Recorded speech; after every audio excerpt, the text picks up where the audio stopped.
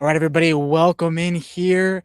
We are both, Fernando and I, in different locations this week. As you can see behind me, the beautiful clubhouse here at the Glen Club here in Glenview, Illinois, as I get ready to cover the Korn Ferry Tour this weekend, the Evans Scholars Invitational. There we go. Live coverage all week here on the Cousins Conversations YouTube channel.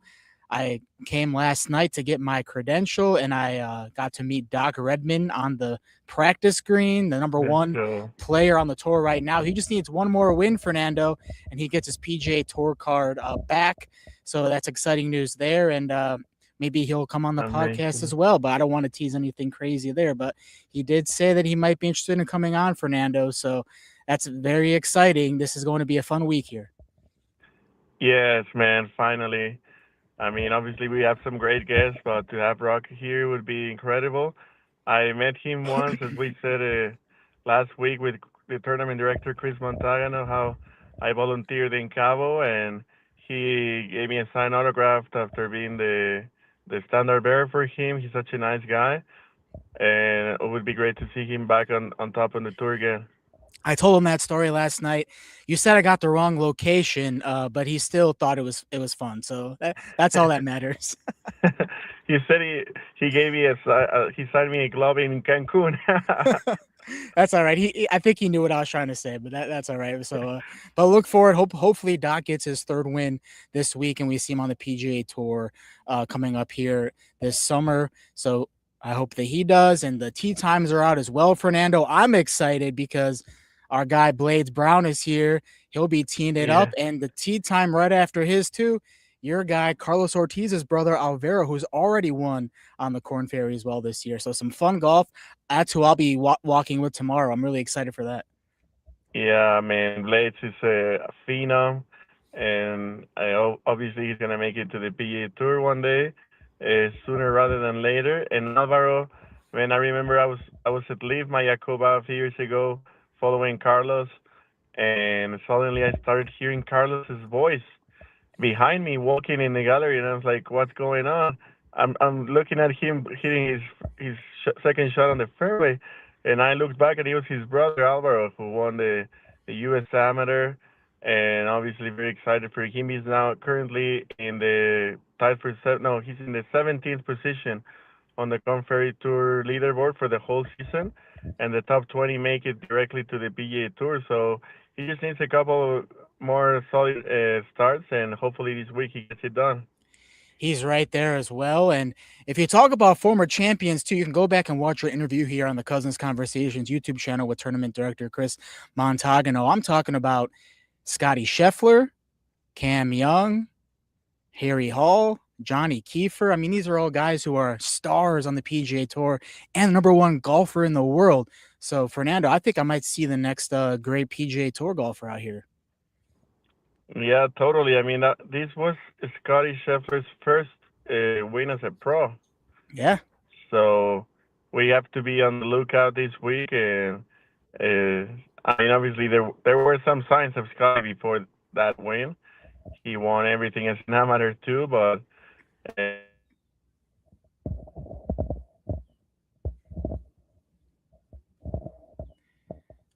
we lost Fernando there for a second, but we're excited to bring you all the coverage here this week. Like I said, Blades Brown is out here. Doc Redman's out here, who's number one in the Korn Ferry Tour standings.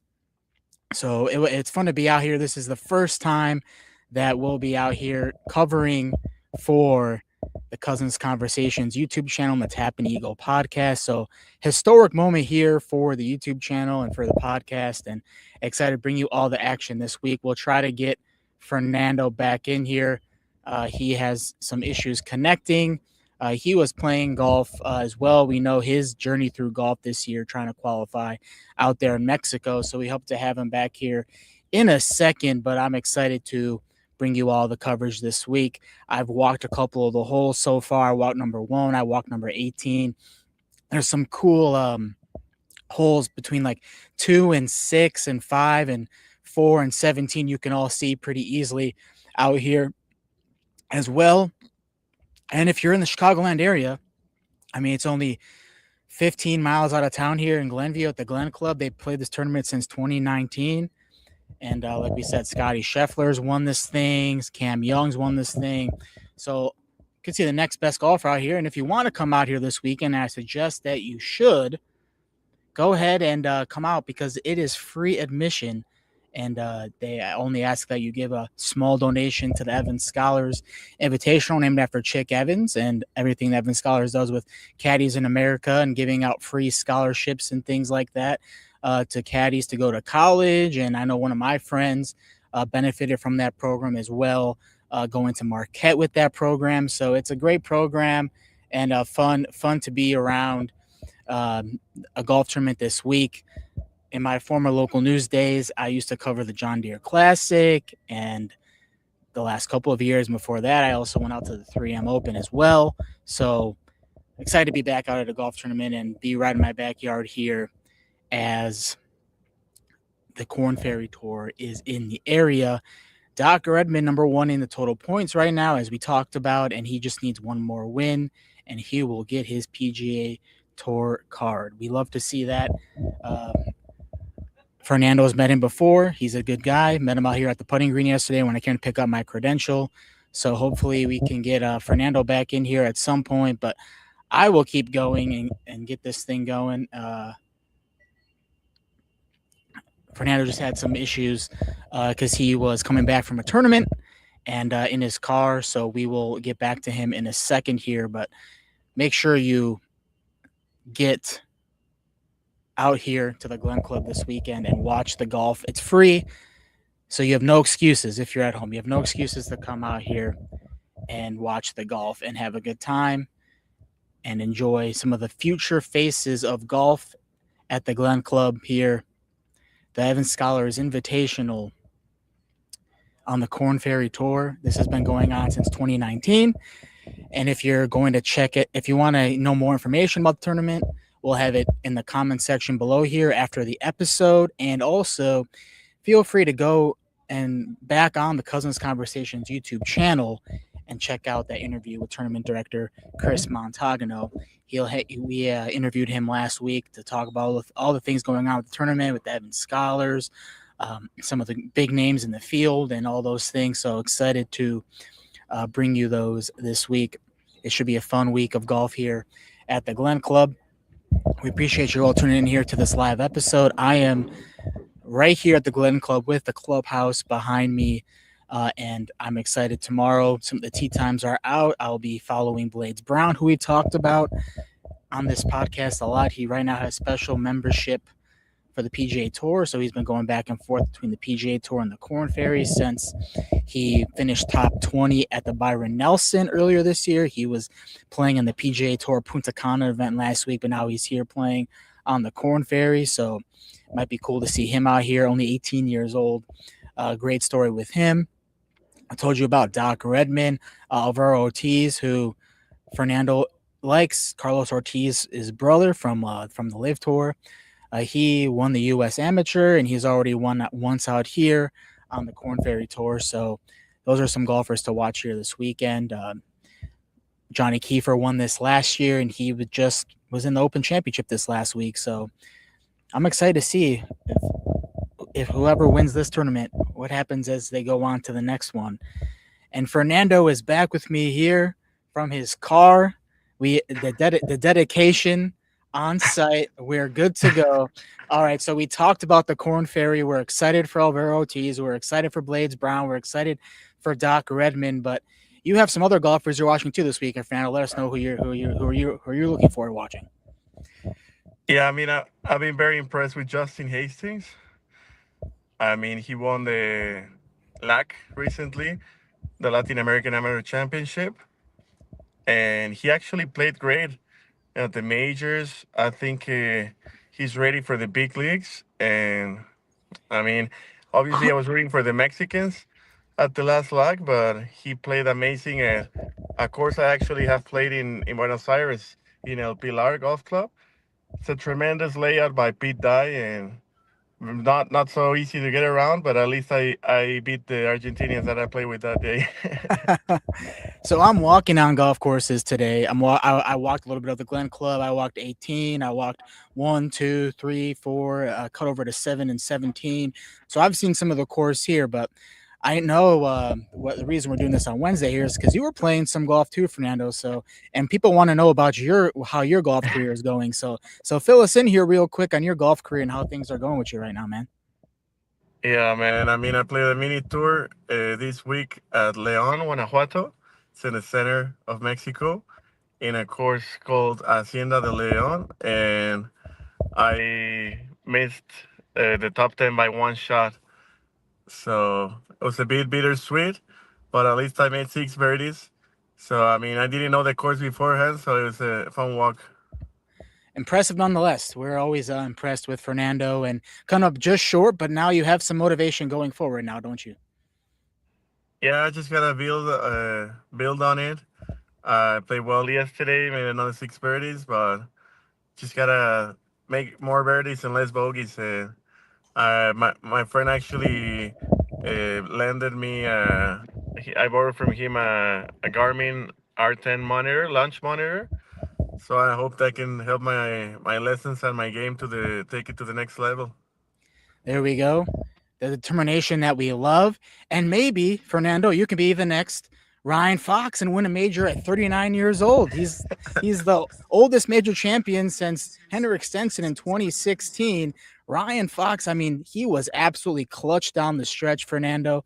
Four of the last six holes he birdied, and that clutch putt on 18, where no one can make birdie on 18 on the final day at Royal Brookdale. Only four birdies all day, and he gets it done. We were waiting for him to do it. What were your thoughts?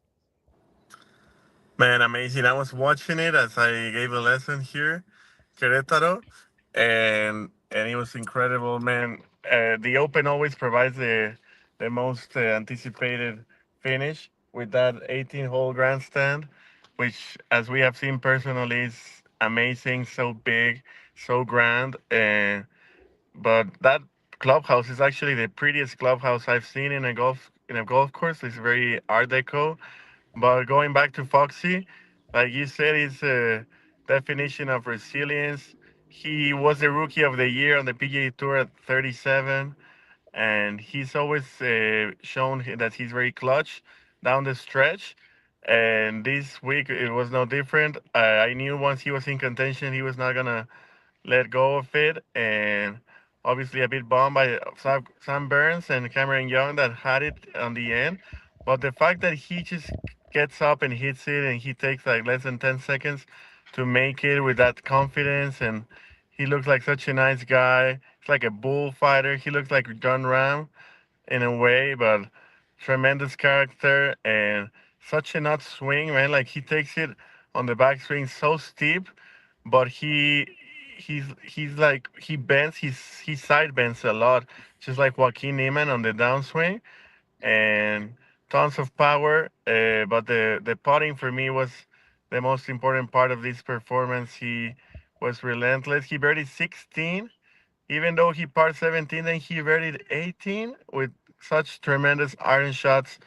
And like you said, he gained like over a shot and a half on the field with that birdie on 18. Yeah. No, I mean his pace of play, like that's my kind of guy right there. That's what I do. I don't even take practice swings. I'm just taking the shot. There we go. I love the confidence in Ryan Fox, and this is a good golfer too. I mean, he might be an unknown name, kind of like Aaron Rai winning the PGA earlier this year, but you talk about what he's done worldwide. I mean, he's won in a lot of different countries on a lot of different tours.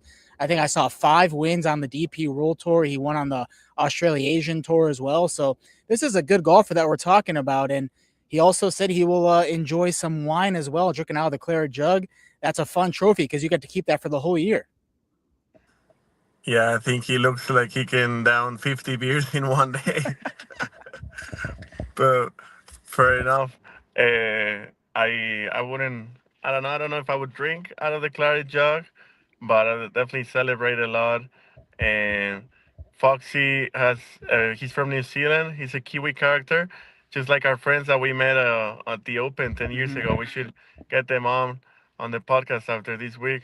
Yeah, that's that. We should see their reaction. I'm sure New Zealand's partying, only their third major champion from that country. And also, he comes from an athletic background. His dad was on the All Blacks rugby national team for New Zealand, and his grandpa was also a world renowned cricket player in New Zealand. So Ryan Fox coming from an athletic background. So now you have a major champion in the family. So this Fox family in Australia or in New Zealand, man, that's the family to be. That's tough. You don't want to. You don't want to fight that family. No, definitely not. Definitely not. But I think Cam Young might be, punching himself a little bit because he set the number in the clubhouse at 9 under, and that number held Fernando for over 2 hours. No one could make any birdies the last 3 holes until Ryan Fox did it, and Cam Young falls one shot short of his first major. And we were talking about Cam Young a lot at the beginning of the year. He's in contention at the Masters. He won a bunch early on, then he kind of fell off, but here we saw him again right there in contention. Yeah, yet another top five at a major. He's arguably the best player without a major right now playing, and hopefully not for long. Also, Lucas Herbert, he is also won all around the world, and he was Mm-hmm. close after 62. And 362s we had this week that tied for the lowest ever championship round at a major. Yeah.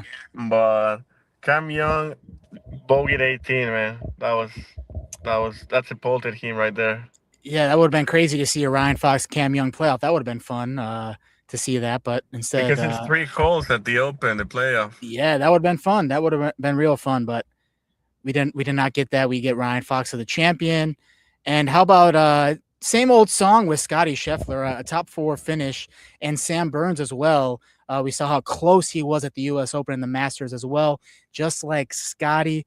So, what did we think about the way kind of Sam Burns and Scottie Scheffler closed out? Because they both had chances to win. Sam Burns had a 2-shot lead going into the day, and Scheffler, if he hold on 18, he would have tied Cam Young. Yeah, I mean, Sam Burns reached 11 under at some point. Like nobody else reached that number Yeah. all week. And suddenly he faltered with three straight bogeys on the front nine, Mm-hmm. and who and couldn't get it back together, even though he played with Fox. But I think watching Foxy maybe showed him what it takes to win a major, just like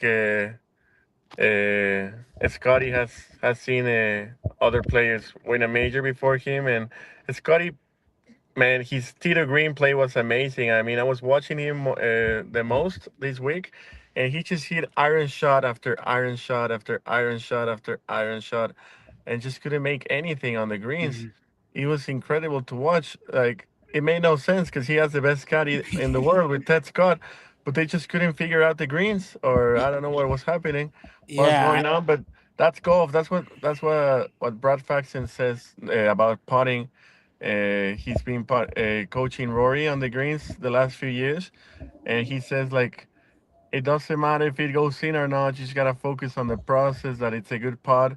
Some days there no nothing's gonna go in, but the other day you can putt the same, and everything's gonna go in. So I mean these greens, even though they're obviously manicured and very well taken care of, they're still like bumpy and people like step on your line or whatever, and it's not gonna be like a smooth roll. There's no way to have a perfect roll out there.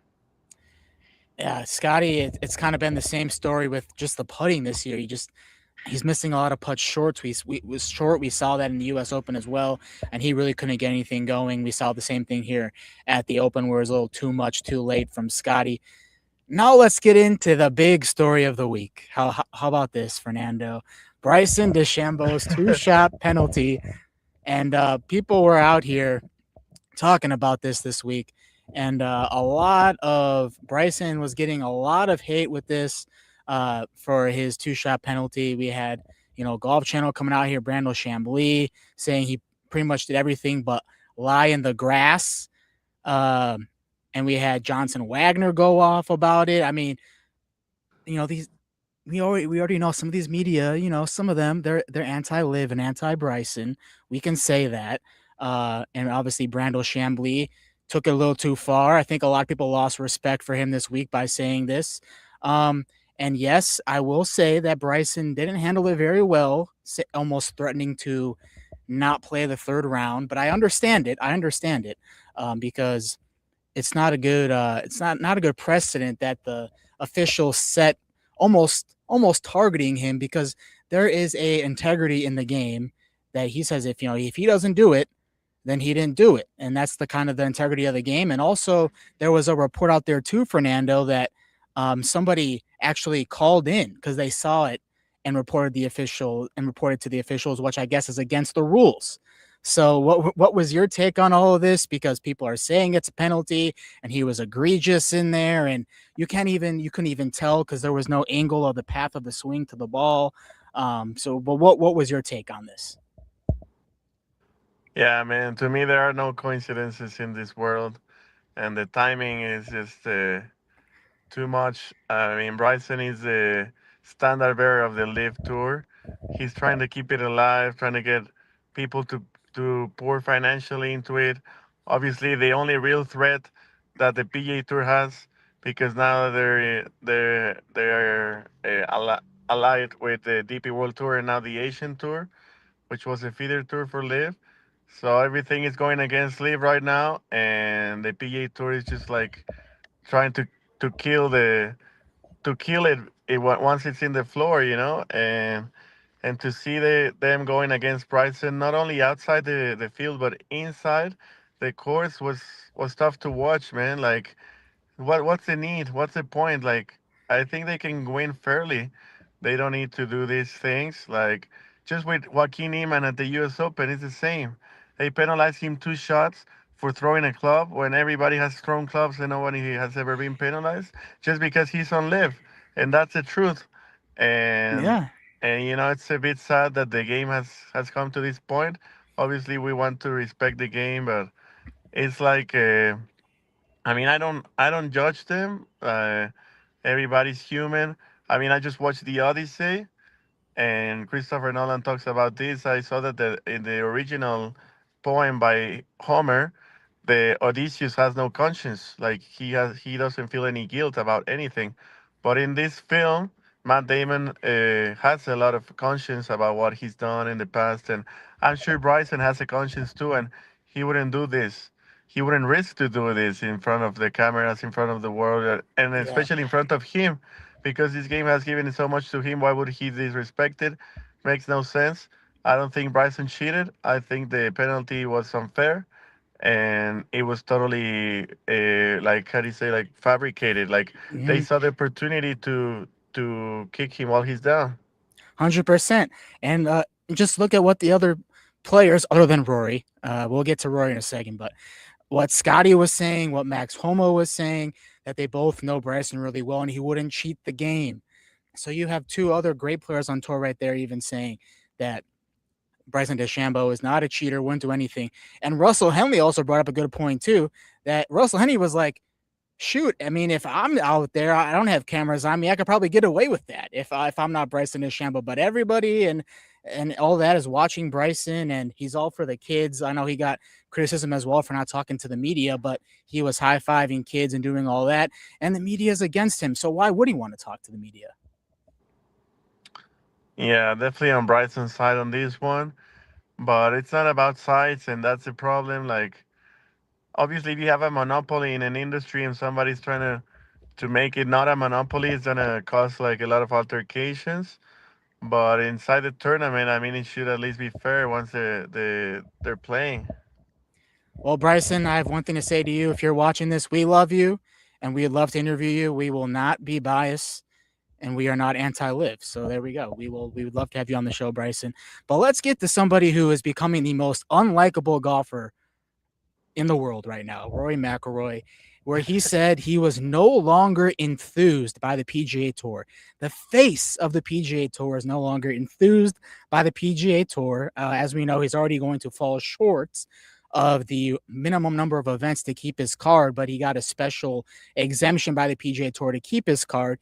And the exact comments, other than saying he didn't really like Bryson, That's kind of the first time he openly said he didn't like Bryson, and he thought it was all an act and everything that Bryson was doing, which is completely false. But Rory was saying that, you only need to make the top 30 so I can skip all the events till the last two of the year and then just come and play. So he's just like, none of the other events really excite me. So this is what blew up on social media. I mean, everybody is coming after Rory now. Everyone's like, he's the face of the PGA Tour and doesn't like the PGA Tour. Why does the PGA Tour defend him? So what are your thoughts on this, Fernando? Yeah, I mean I think that was the main reason why the PGA Tour didn't want to go to match play. But to have a final tournament being match play, for me it's awesome that the finals are now match play. But for example, here in Mexico, my soccer team has always been like the best regular season team, but they always lost at the match play finals. So in that way, I kind of agree with Rory on that one. But obviously now a few days later, he said that he loves that the Asian Tour has partnered with the PGA Tour. I think I admire Rory in the sense that he always says what he thinks, even if he knows he's gonna be like judged by it. But I mean, I don't know why he. I think it makes sense also if he doesn't like Bryson that he took the opportunity to go against him. But I mean, obviously, I understand that because it's not like I love everyone too. But I don't agree with Rory on that one. That's okay. Bryson could be the villain. But Roy is also the villain now too. So now you have two villains on two different tours. So I guess that's good for golf, right? To have villains. Are we good with villains in golf, Fernando? I mean, everybody's a villain. Maybe not now, but in 1,000 years, like Odysseus is now the villain, and back then he was a hero. Oh, there we go. All right. Well, there we go. We already know Bryson's the villain for everybody that hates Liv, and Rory's the villain for PGA Tour right now. But we do have to give a little funeral here for the relationship or the partnership between the Asian Tour and Live. And I know you have some thoughts on this as well, Fernando. So I'll just let you give your thoughts here on this because this is kind of what was like the great part about Live. We saw some great golfers come over from the Asian Tour, like Lucas Herbert we talked about. So just give me your take on this. Yeah, I mean, I think this is related to the official World World rankings. I mean, official, semi-official, because I mean Trevor Immelman, who has been the main broadcaster of the PGA Tour and the President's Cup captain, and suddenly he's the chairman, the president of the World World ranking, and they held Liv hostage by not giving it, not awarding them points, even though they had the second best field in the world back then, and still they didn't give them points because obviously it was not had it convenient for them. So the Liv managed to get a partnership with the Asian Tour, who because the PGA Tour had like left them behind in a way, and now that the Asian Tour has become so much stronger because of their partnership with Liv, now the PGA Tour knew how to attack them on that front, and so it's a sad victory for the PGA Tour there, but at least now Liv has some ranking points to their players. But man, this is a tough one. I can't believe we're here. It's very sad, and yeah, I mean, it's good to have competition. We've talked about before. It's good to have competition in golf, and the PGA Tour seems to be eliminating all of their competition. But as long as we have Live, it has returned after a 46-day absence. The last time that we were talking about this was early June with Live, but we are happy that Live is back. As we said, we are not Live haters. We love Live. It returns in the UK. So, what are you looking forward to most about Live Golf being back, Fernando? I mean, yeah, Liv is the best sporting telecast in the world. In my Agreed. opinion, nothing comes close to it. The broadcasting team is amazing. They're always showing great shots, and they are so funny and so cool. And the players are the best. So it's a bit sad that what's gonna happen. Maybe there's a miracle, Hail Mary or something that saves them. But at least we get to enjoy it this week. Yeah, we'll be soaking it in, getting up early, just like we did for the Open, watching it with our coffee, and all those exciting things. I'll have it on as I'm covering the tournament here. Let's get into the betting favorites, and we know the betting favorite every week, just like Scottie Scheffler on the PGA Tour, is John Rahm, followed by Bryson DeChambeau and Joaquin Niemann. So, what do we think about where these three golfers are at right now with their games going in? Yeah, John Ram was kind of trending at the Open. Mm-hmm. He looked very solid. He was making a few putts, but just couldn't capitalize on the weekend. And Bryson, man, he was meant to win this tournament. Mm-hmm. They took it away from him. He was one back with 2 days to go, Mm-hmm. and he just couldn't handle the punch. But that's life. I mean, I hope Bryson comes back stronger and wins the Open one day. And Joaquin Niemann happened the same to him at the U.S. Open. But man, these guys, they're tough mentally, and I'm sure they're gonna have their vengeance. Yeah, these anti-live people, they don't want the live guys to win, and then instead they get a journeyman like Ryan Fox. So I don't know who wins there. They try to get these PGA Tour guys to win, but instead they get a journeyman. So I don't know if that's a lose-lose or a win-win or whatever we want. But we're excited to still have live around. And so let's get into our picks. This is Bryson's tournament to lose. I think he's very pissed off from what happened last week, and he'll just rain his vengeance, like you said, Fernando, on this field. I'll also throw in Terrell Hatton, who's a great links golf player, and Joaquin Niemann, who's been right there all year, just knocking on the door, but hasn't really delivered on the final day. Yeah, I was watching Terrell play some holes this week, and he wasn't making many putts, but he was always right there. He made the cut, and he was playing well. So that's a good pick too. I don't think this course is too much of a links course, but he's home anyway, so he should be a favorite. Exactly. Let's get into yours. You also think that Bryson has a good shot to win this. Thomas Dietrich, who was in contention early on at the Open this last week, and our guy, the SB winner for the best story in sports this year for his comeback win at LIV Golf Adelaide this year, Anthony Kim. Yeah, Bryson. I mean, if I don't know how many events do we have left on live, but Bryson should win one of them. And Thomas Dietrich was kind of leading the Open on the first day. Thought he was gonna win, but uh, it didn't happen. But he has the best swing on tour, so he's been playing great this year. I think he's top five on the money list, just like AK, my boy AK, and Yes, sir. he deserved to win the SP Comeback Player of the Year. Uh, with all due respect to Christian McCaffrey, his Yeah. comeback was not even close to what AK has been through. Yep. And I mean, to win in Adelaide, he had less than 0.1% chance of winning, even on the final day where he was just 5 shots back. He managed to win by four over Ram and Bryson, and he deserves that SP. But maybe this is just gonna fuel him even more because I'm sure those people at ESPN don't want him with a mic, but that's because he tells the truth. Yeah. Again, media trying to shut out guys, but we're here. We're in the media. So, but we love these guys. Feel free to come on anytime. We'll give you a mic. I'll say that's Anthony Kim and Bryson DeChambeau. Uh, Exactly. yeah. PGA Tour back in the United States, up in Minnesota, playing at TPC Twin Cities for a 3M Open. And I've been up there a couple different times when my guy Tom Hoagie, when I was in local news in North Dakota, was in contention. So I've seen that course, Fernando, and it's a lot of water. There's a lot of water to deal with. So how do we see this course playing out this week? Yeah, it's TPC courses are usually very contoured, in great shape, a lot of elevated bunkers and greens, and the fairways are normally like circling around the course. And I don't think there's gonna be a lot of rough. I remember Matthew Wolf winning this tournament. Mm-hmm. He's not playing obviously this week, but a lot of great players like South African Aldrich Spot Gear. Maybe he gets back on track with his new equipment. What do you think?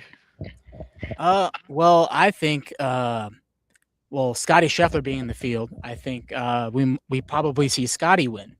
I know that's like the easy pick, but I mean, you just look at the odds here, Fernando. I mean, Scottie Scheffler plus 240, the next best odds plus 2200 with the defending champion Kurt Kitayama. So to have a lesser field is the term, or a softer field, and Scottie just being the top player in this field by a long mile, I think this is the week that he ends the winless drought that we haven't seen him win since he played in his first tournament at the Amex. Man, you just gotta take a screenshot of that. Yeah, that's How what I'm saying. I saw there's that. I'm like, oh wow. man, golf is not it's not a that kind of sport where there's just a heavy favorite when there's 144 players on the field. Yeah. I Yeah. mean, it just makes no sense, but that's how good Scotty is. And if he can get the putter going, I mean, he's always putting well. It's more of a green reading, I guess, at this point. If he Yeah. can get the green reading going, he's going to win by a mile. But, I mean, we got Kurt Kitayama, who's won a few times. And McDinley has been playing amazing this year, the Stanford graduate. So why not? There's a lot of Stanford great athletes. I mean, besides Tiger, I also saw that Eileen Wu was from Stanford, and a couple of players at Wimbledon were from there too, like the British guy who reached the semifinals. Yeah. Shout out to Kurt Kitayama, Maverick McNeely for even being on this list and as close of odds as Scotty. So shout out to them. Yeah, I don't know when's the next time they're going to be in the top three favorite. Yeah. Like Fernando said, everybody go screenshot that right now. All right, let's get into our picks for the PGA.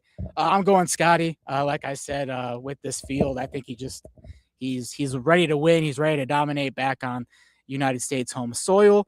I'm also going to throw in Max Homa, who's played well as of late. He was, finished solo second to John Deere, had another top 10 in there as well.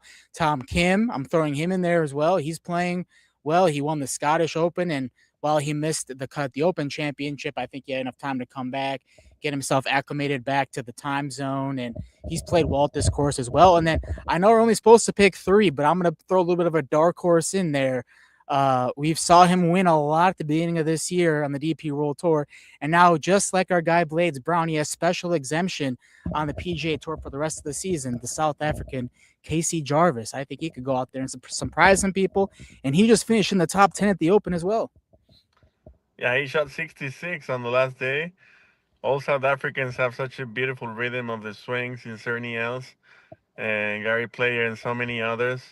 And Tom Kim just won the Scottish Open. Max Homa finished second a few weeks ago. So, man, great picks. I mean, you've been on fire this year.